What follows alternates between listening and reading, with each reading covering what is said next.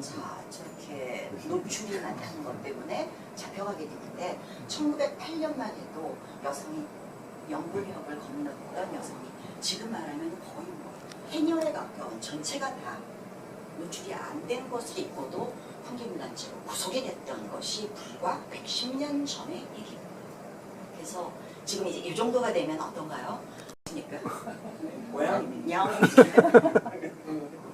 그래서 그다음에 지금 교수님들 서울에 딸내미 집에 가면은 권력서 1위가 누굽니까? 딸내미네 집에 가면은 손녀겠지. 손녀잖아. 자, 손녀는 힘 없어.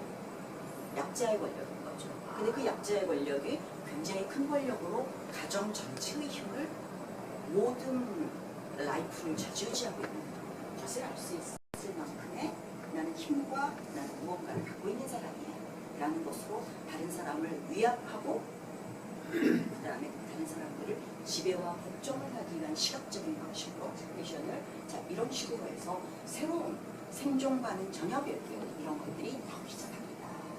근데 옷이 권력이 되기 위해서 했던 첫 번째 가장 중요한 방식은 구별짓기라고 하는 것이 있습니다. 구별? 누구죠? 그렇지, 더러우니까. 네, 네로입니다. 자, 네로. 이 로마 시대 때는 자, 주로 제일 쉬운 것은 색상으로 차별을 했습니다. 차별일 뿐만 아니라 금지이고 독점입니다. 차별, 금지, 독점을 다 했습니다. 어떻게? 오직 황제 한 사람만이 퍼플, 보라색을 쓸 수 있다. 이것은 피니키아 해변에서 나오는 조개의 분비물에서 나오는 그 분비액을 몇 톤을 가져야만 한 벌의 퍼플을 만들어낼 수 있을 정도 굉장히 어려운 양색이었기 때문에 오직 황제만. 그래서 지금 이런 것들이 있는데 혹시 여기서 음악을 좋아하시는 분이 계시면 옛날에 아주 락그룹 중에서 딥퍼플 진짜요? 네네네. 그 딥퍼플의 딥퍼플을 걔네들이 그냥 쓴 게 아니에요. 뭐냐면 락의 황제라는 거죠. 그래서 퍼플을 쓴 거예요. 요즘 퍼플 마케팅 많죠? 애플에서 퍼플폰, 현대카드 퍼플카드, 퍼플 마케팅에 많이 나오는 것은 0.01%를 위한 차별화 전략으로서의 VVIP 전략을 하겠다는 것으로 나온 거지 걔네들이 쓸데없이 보라색이 예뻐서 이런 개념이 전혀 아니라는 거죠. 지금도 여전히 그 역사성을 갖고 있다는 거죠. 이거는 중계 형제 같은 경우는 무슨 색을? 골드인데 골드를 굳이 색깔로 얘기하자면 우리는 황색이라고 해서 우리가 오방색이라는 거에 가장 중심에 있고 중국이 왜 중국의 이름이? 세계에서 가장 중심에 있는 나라라 그래서 중국이라는 말을 썼잖아요. 자, 그래서 이 황제는 황제만이 있어서 저희 옆에 계신 분이 누구예요? 세종대왕인데 세종대왕이 황색 입을 수 있나 없나요? 안 됩니다. 자, 그래서 자, 황색보다 한 등급 낮은 곳으로 우리나라는 빨강색밖에 입을 수가 없었던 것을 알 수가 있습니다. 자, 그렇게 하고 문관과 무관 같은 경우도 빨강과 파란으로 해서 이런 것들을 적시적으로 다룬 것을 보면은 굉장히 많은 것들이 이런 것들이 만들어진 종류 이게 전통이 다져간 것들을 알 수가 있습니다. 자, 이게 고대사회 이게 16세기가 되면은 이제 중세를 넘어서 그 다음에 오는 세기는 어떤 시대? 생겨서 잘하셨을까요? 르네상스입니다. 역시 또 교수의 의장은 안 나니까. 자, 르네상스였습니다. 인본주의라는 게 뭐예요? 로마로 돌아가는. 로마로 돌아가자. 네. 로마로 돌아가자. 이렇게 얘기를 했는데 약간 지금 좀 아시긴 아셨어요. 자, 아시잖아. 이 R이가 들어가면 다 영어에서 오잖아요. 어떻게? 다시라고 하는 오잖아요. 자, 근데 이 르네상스와 중세의 가장 큰 차이는 잘 아시겠지만 신중심의 사회에서 인간을 중심으로 해서 낭만주의가 싹트면서 인간의 욕망, 낭만이라고 하는 것을 희로애락, 인간이 갖고 있는 욕망을 인정하던 시대예요. 이제 그때부터 그래서 이런 것들이 1000년 동안 움츠려있던 욕망이 그야말로 막 튀어져 나와서 터뜨려졌던 시대거든요. 자, 인간은 그런 욕망을 그대로 가슴 속에 있는 게 아니라 패션으로 시각화시켜서 그것으로 구별을 짓고 차별화시켜서 다른 사람들을 지배와 복종시키는 한 방식으로 이제 발전. 와, 저걸 어떻게 입고 살 수가 있지? 라는 생각이거든요. 이게 남아있지가 않은데 이거를 다른 시대랑 비교를 했을 때 우리가 1850년에서 70년 사이에 우리가 나폴레옹 3세 시대 때 유행했던 의상은 지금 남아있기 때문에 우리가 그 의상의 무게를 재보면 얼마 정도가 됐을까요? 그때는 의복의 스케일이 가장 컸던 시대예요. 자, 여사들의 또 교수님 얼마쯤 됐을까요? 지금 10kg. 10kg가 지금 늘어네요. 여기서 보통 한 18kg에서 20kg 정도 됐다라고 얘기를 하거든요. 그래서 여자들은 오래 살 수가 없었습니다. 심지어는 뭐 그 무거운 이후에도 불구하고 허리는 46cm, 17인치를 유지해야 돼서 바람과 함께 사라지다에 비비안니가 입었던 의상들은 다 17인치 가까이에 그거까지는 아니지만 거기에 되기 위해서 쪼였던 거거든요. 그래서 거기서 왜 사람들을 할 때 지금 계단이 있거든요. 여기서 제일 옛날 같으면 제일 높은 사람이 저기 있어요. 그래서 아래로 내려가 봐야 되거든요. 그래서 예를 들면 우리나라의 국회의사다, 세종나이가 이런 것들 전부 다 계단 위에 궁전을 지어놓은 것들은 계단을 통해서 다 위엄과 권위를 찾기 위한 하나의 방식이거든요. 자, 거기에서 지금 엘리자베스는 굉장히 높은 단위에 올라서서 모든 여기에 조명, 촛불들을 수백 개를 켜고 거기에 올라서 특히 옷에는 엄청난 보석들을 해서 이게 반사가 돼서 사람들이 그 어마어마한 옷의 스케일과 빛과 이 위용에 짓눌려서 감히 이렇게 못 볼게 만들게 하는 게 목적이었어요. 그거는 중국도 마찬가지.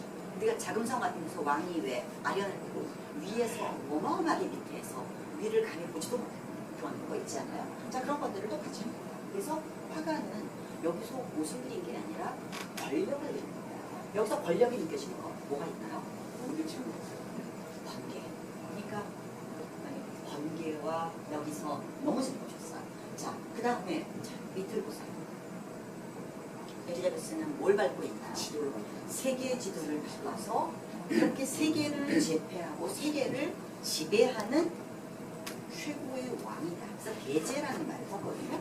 자, 그렇게 했어요. 그리고 저런 새로운 광명을 주고 얼마나 자신감이 넘치냐면 나는 네가 뭘 주기를 바라지 않아. 나는 너에게 줄 수 있는 사람이야. 그러나 나에게 또 준다면 그것보다 더 큰 것이 너에게 갈 거야. 라는 것으로 자기의 당당한 권력을 표현하라고 굉장히 애를 쓰는데 옷에서 보면 저 소매 너무나 이상하지 않습니까? 뭐 닮았어요. 어떤 동물의 다리를 닮았어요. 그러니까 어깨를 권력을 표현할 때 요새 왜 우리 깡패들 자기 잘났다 그럴 때 어떻게 합니까? 어깨 거들먹거리잖아요. 자, 마찬가지입니다. 예전 남자와 여자 모두는 어깨를 워낙에 만들기 위해서 어마어마하게 과장돼. 이 시기는 과장과 과시의 시대였어요. 왜냐하면 회상무역이나 중상주의 정책, 아름다움은 가장 강력한 통치 수단이라고 생각했어요. 그런가요? 왕이 아름다움은 아까 엘리자베스는 여자였어. 남자인데 아름다움은 가장 강력한 통치 수단. 이 사람이 느꼈던 것은 아름다움은 사람의 마음을 움직일 수 있다고 생각했어요. 사람을 약하게 만들 수 있고 그 사람의 생각을 바꾸게 만들 수도 있다는 생각을 해왔고 이 사람은 아름다움은 권력이다. 짐이 곧 국가다. 그래서 절대 왕정을 만들어낸 사람이잖아요. 자, 그래서 이 사람은 타인의 마음을 움직일 수 있는 능력으로 자, 이 사람은 이런 조상 가운데 이런 사람이었어요. 굉장히 자그마하고 굉장히 빈약한 몸매. 자, 그래서 이 사람은 권력을 표현하기 위해서 이 사람은 몇 가지의 수단을 여러 가지를 동원합니다. 사실 이게 굉장히 멋지고 젊고 이 사람의 리즈 시절 같지만 리즈 시절이 아닙니다. 몇 살이었을까요? 이거는 이 사람이 60살 시대입니다. 이 사람은 74살인가 72살에 죽었거든요. 자, 그래서 근데 굉장히 막 피부도 포동포동하고 뭐 다리도 막 늘씬해서 제 다리보다도 예쁩니다. 자, 그래서 이렇게 했는데 이 사람은 일단 자기의 일단 권력이 되면 키 좀 이렇게 저희처럼 아담아담한 사이즈는 키 큰 사람 옆에 있으면 그냥 기분 나빠요. 자, 하이힐인 게 진짜. 기분 좋죠? 하이힐이니까. 맞습니다. 자, 남자 하이힐은 여자만 신었던 게 아니에요. 남자 일단 가장 먼저 자기를 권력의 힘으로 시각적으로 보이게 하기 위해서는 올려야 됐습니다. 자, 그래서 올리는 첫 번째로 하이힐을 신었습니다. 또 하나, 그것만으로는 안 돼. 뭘 더 올려야 될까요? 가발을 올렸습니다. 이 사람은 사실은 대머리였어요. 머리가 없었어요. 근데 그 머리는 뭐 약간 성병 이런 것들로 해가고 이런 것에 빠졌을 거라고 생각을 하는데 사실 그 이전에는 가발이 유행하지 않았어요. 근데 이 사람은 가발을 엄청나게 막 요란하고 화려한 가발을 만들어서 그걸 쓰고 해서 모든이 그렇잖아요.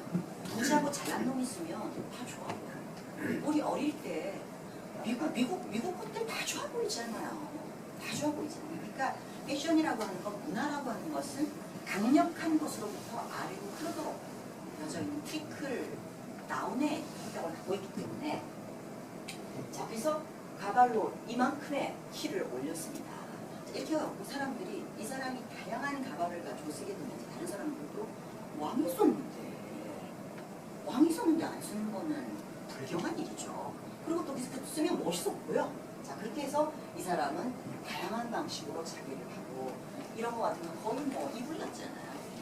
근데 저게 망토잖아요. 단비털이라 그래서 저 단비털 전체만 해도 단비를 수백만 개를 잡아야만 할 수 있는 걸로 해서 자기의 진정한 권력, 파란색하고 백합은 프랑스 왕실을 의미하는 상징으로 해서 하게 되는데 자, 이런 걸로 이 사람은 최고의 자기의 권력자로서의 모습을 보여줘요. 그래서 이 사람은 그 사람이 왕이 5살의 왕이가 올라가면서 프랑크라니까 뭐 이런 걸로 해서 몇 번의 그 왕위를 굉장히 위협하는 난에 휩싸이고 굉장히 굴욕을 당하게 되고 이러면서 이 사람은 파리를 되게 좋아하지 않았어요. 또 하나는 자기가 자기 밑에 신하의 어떤 파티에 초대를 받아서 갔는데 자기가 있는 왕궁보다 훨씬 멋있어. 심지어는 거기서 파티를 열면서 퀴즈를 냈는데 퀴즈 내면서 왕이 퀴즈 맞췄다고 은쟁만 줬어요. 근데 기분이 더러운 거야. 니놈 이건 뭐야 도대체?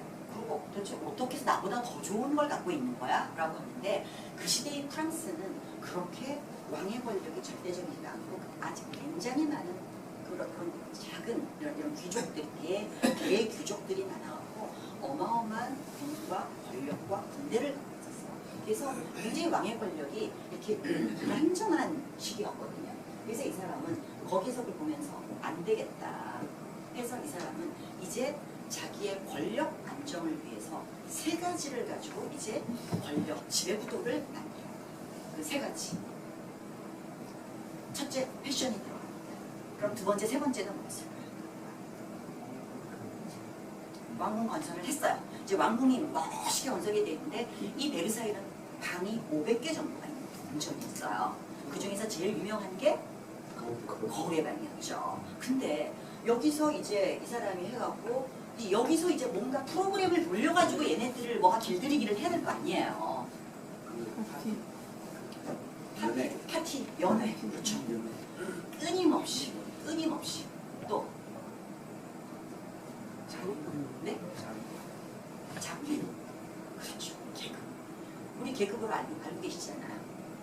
백작, 웅작, 백작, 후작, 남작, 자작 이런 계급으로서의 직급의 계급을 나누는 건데 그거를 아주 정교하게 나누고 또 하나는 도대체 이놈들이 세상에 너무 많아.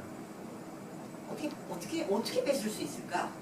뺏기는 뺏어야 되겠는데 의자, 팔걸이 없는 의자, 등만 있는 것, 아니 그것도 없는 스톨만 있는 것 이런 것들로 의자도 여러 종류를 만들어 놓고 그것들로 계급에 따라서 앉게 하거나 심지어는 의자를 10명 불러놓고 의자 딱 한 개만 여기처럼 10명 수명 불러놓고 의자 딱 한 개만 놔뒀습니다. 그 중에서 제일 예쁜 애 나한테 제일 잘하는 애만 앉고 다른 애들은 다 서. 그래서 얘네 귀족들이 그래서 소원이 뭐가 있었냐면 내가 핑거볼하는 물이라도 좀 들고 옆에 서 있었으면. 그러니까 그런 이 귀족들로 하여금 역할 분담을 어마어마하게 주고 여기서 거기서 뽑히지 못하면은 언제 내가 어떻게 될지 모른다라고 하는 그런 지배 권력을 아주 정교하게 행사해요. 지배 권력 루이 15세의 애처예요. 왕관이 없는 여왕이라고 해서 퐁파도르. 퐁파도르는 태어났을 때부터 너무너무 예뻐요. 너무너무 예뻐서 엄마가 이랬대. 너는 어릴 때부터 너는 왕의 여자가 나오잖아. 자서전을 보면 너무 이쁘다. 그래서 애를 어릴 때부터 이 왕비가 될 수 있는 왕의 여자가 될 수 있는 온갖 교육을 다 시킵니다. 단순하게 예쁜 걸로는 아니 몸으로 들이대는 거는 뭐 한계는 있지 않습니까? 지금은 뭐 웬만한 뭐 들이대도 끄떡 안 하지 않습니까? 선생님들? 뭐 끄떡 합니까? 역사, 문화, 대화, 지리, 여행, 승마 뭐 모든 부분에서 엄마가 얘를 완벽하게 키웁니다. 키우는데 그래서 근데 아무리 지나도 왕을 만날 수가 없어. 왜냐면 이 사람의 남편은 그렇게 높은 지위에 있지 않았어. 그래서 결국은 참 이해가 안 되지만 옛날에는 결혼이라는 게 권력이나 이해관계로 결혼을 한 경우들이 굉장히 많고 그랬기 때문에 첩을 둔다는 것은 애첩을 둔다는 것은 너무너무 당연하고 그러니까 이거 비즈니스의 관계고 이건 따로 있을 때 서로를 용납하는 것들이 매우 일반화되어 있었기 때문에 그래서 퐁파도르는 굉장히 대단한 권력을 후보와 결말은 너무 달랐습니다. 이 퐁파도르 같은 경우는 정말 예뻤고 그래서 어찌어찌 하다가 이 왕이 사냥을 어떻게 오게 됐는지 그래서 자기네 동네 쪽으로 오게 됐을 때 거기서 2박 3일을 머물게 됐다.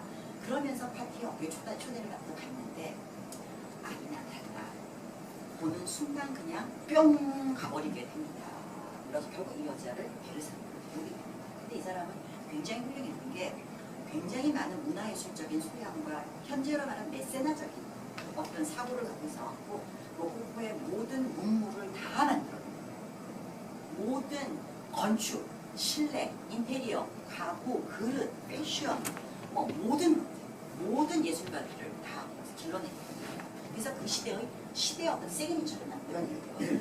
거기다 더 훌륭했던 것은 뭐냐면 자기가 30살이 됐을 때 자 근데 이 말은 카사노바를 왜 얘기하냐면은 카사노바는 이전에 여자들이 했던 방법을 썼던 여자들처럼 지나치게 꾸미고 패션을 사랑하고 예쁘게 하고 멋있게 하고 말로써 남자들처럼 이리 와 이게 아니라 그랬어요. 나긋나긋하게 말투와 태도와 이런 에티켓이나 이런 것들이 매우 여성적인 것들을 해서 그러니까 여자들이 남자를 유혹하기 위해서 했던 방식들을 남성으로서 하면서 성적 교란, 새로운 권력의 방식을 만들어냈던 사람이 카사노바였어요. 자, 옆에 있는 사람은 시대는 다른데 누구였냐면은 쇼팽의 애인이었어요. 그러면서 쇼팽의 애인이었던 제르사는 굉장히 많은 공공의 장소와 모임과 거기에 남자들의 저런 옷을 입고 나갔어요. 여자예요. 저 여자는 작가였어요. 굉장히 유명한 작가죠.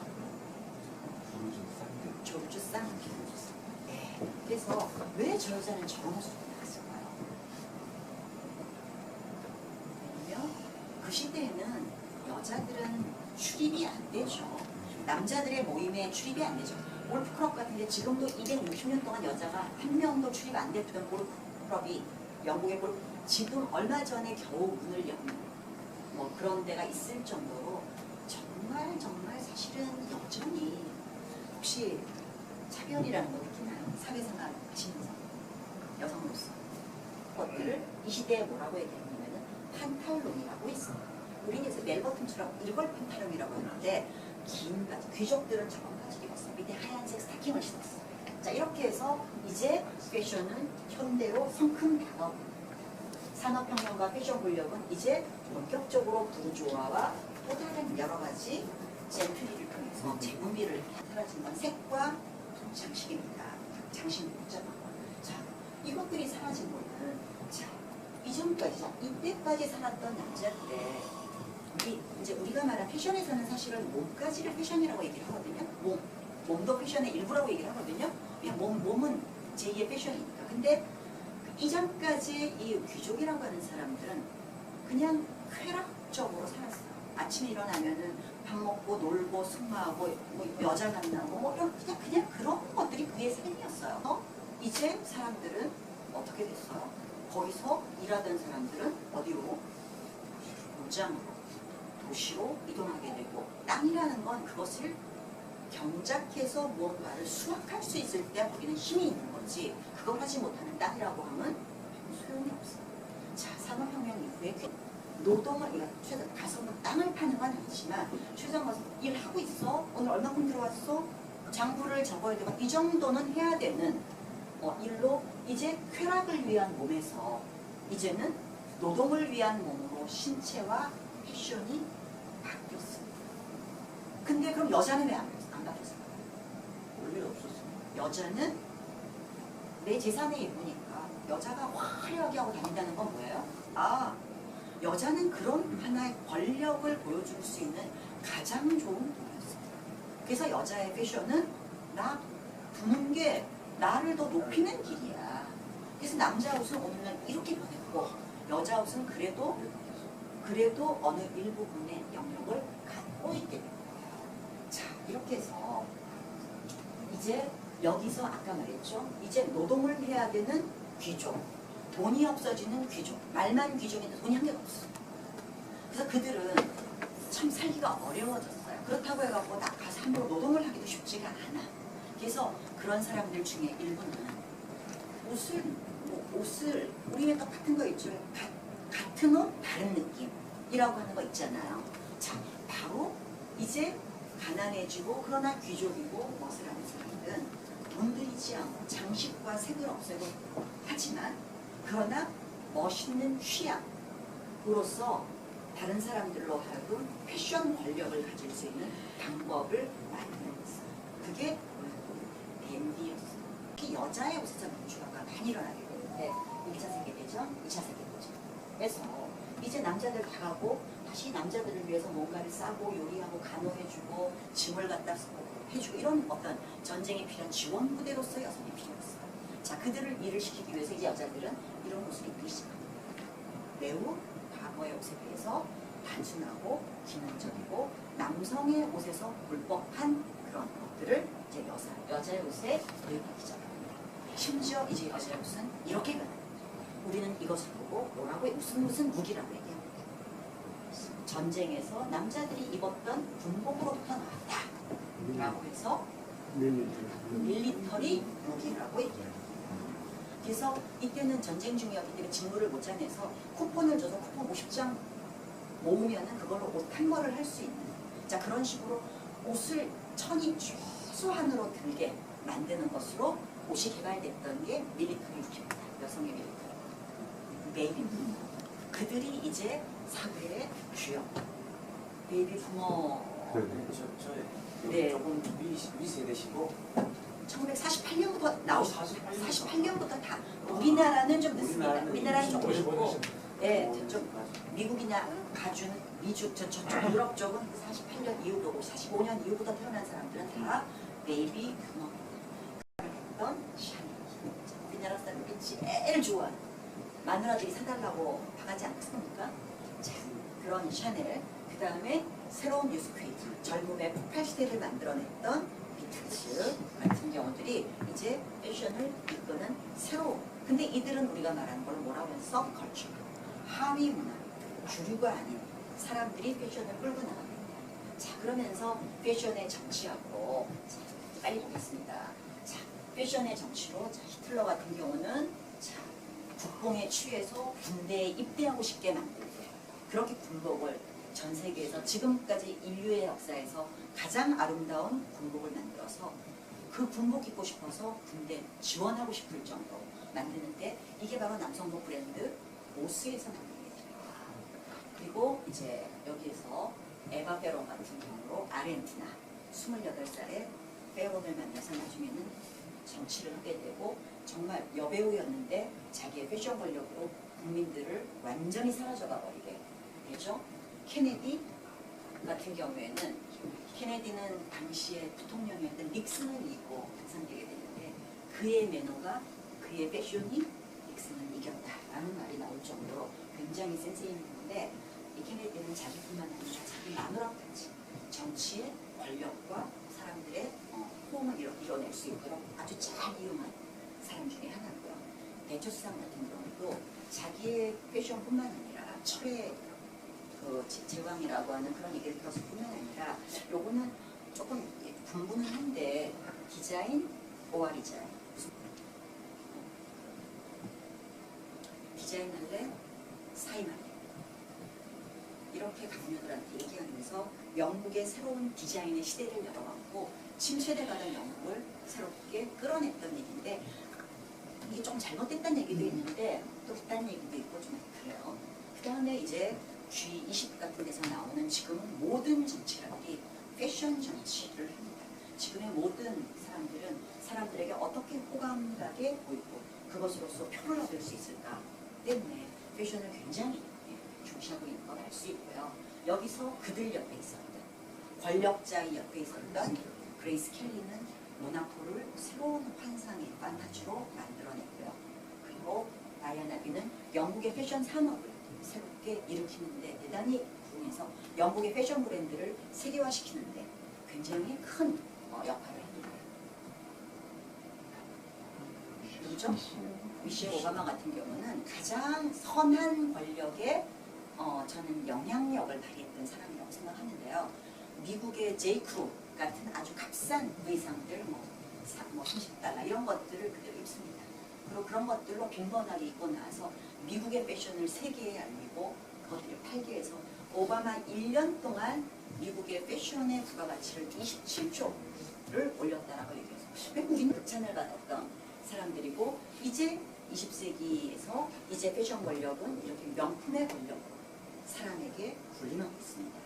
자, 그래서 이제 우리나라 유경수 여사가 그래도 오래됐지만 하나의 새로운 어떤 패션의 한 시그니처로서 사람들에게 좋은 영향력을 발휘했던 한복 같은 것들의 어떤 대중화를 위해서 했고 그 다음에 여기서 케이트 미들턴 같은 경우는 다이애나의 며느리인데 케이트 미들턴이 낳던 아들 둘이 하나씩 태어날 때마다 영국의 유아복과 아동복 산업이 세계화되고 판매를 조단위로 올리는데 굉장히 큰 역할을 합니다. 그래서 패션은 단순한 예쁘게 위한 그런 개념하고는 좀 다를 수 있는데요. 자, 이제 교수님들이 마지막으로 자, 이렇게 우리는 여러분들은 수업 시간에 우리는 이런 학생들을 만납니다. 지금 매우 자연스럽게 보고 계시지만 불과 이것들이 40년 전, 50년 전에는 말이 안 되는 패션이었습니다. 왜냐면 여자가 입는 옷과 남자가 입는 옷을 지금 바꿔 입어도 어때요? 전혀 이상하지가 않죠. 자, 패션의 민주화가 이게 지금 진화 중인 에서 나오는 것들인데 우린 이런 것들을 보고 뭐라고 얘기하죠? 뭐라고 얘기하죠? 그래서 이제 젠더리스가 이제 민주화로 이제 최소한 우리의 대중 사이에서도 퍼뜨려지는 그 사이에서 만들어낸 패션입니다. 자, 그래서 패션의 민주화는 지금도 진행 중이고요. 패션의 권력의 재분배와 어떤 방향으로 갈 것인가에 대해서는 여전히 많은 발전이 있을 거라고 생각하는데요. 제가 패션이라는 걸 마지막으로 얘기하자면 패션이 뭔지는 저도 아직 잘 모르겠습니다. 그러나 분명한 사실은 패션은 우리 인간에게 보다 베터 라이프를 주기 위한 좋은 수단이 되는 것 같고 또 그것이 또 기쁨으로 작용하기 때문에 우리가 사과를 먹고 밥을 먹고 예를 들면 국수를 먹고 냉면을 먹는 것처럼 옷도 이것만 어느 하나만을 고집했을 때 오는 편협함보다 다양성이 주는 즐거움을 여러분들이 놓치지 않고 삶이 좋을 것 같고 여러분의 자제에게 패션을 가지고 만들어내는 어떤 편견, 고정관념으로 그의 인생이 달라지지 않고 우리가 좋은 교육을 시키는 것도 굉장히 필요하다고 생각합니다. 그래서 오늘은 패션과 권력, 사실은 인권에 대한 얘기